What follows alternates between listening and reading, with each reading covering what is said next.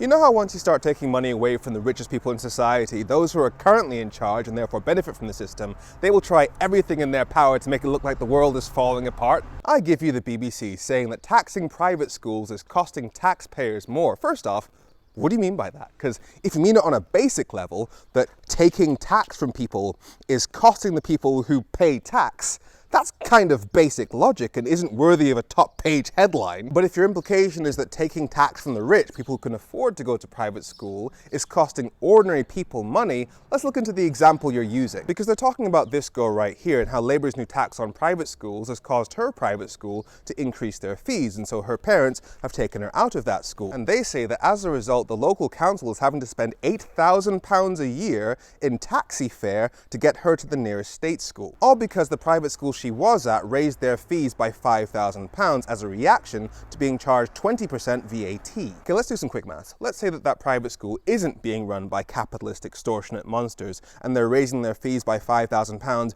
in response to the 20% VAT. That would suggest that the fees that that girl's parents were probably paying before were probably around £15,000. And yet now the council is spending £8,000 a year to get her to state school. Now that's a problem, yes, but when you look at that, is your main takeaway that it's wrong to tax the rich, or that maybe a few middle-class parents are going to need to move house?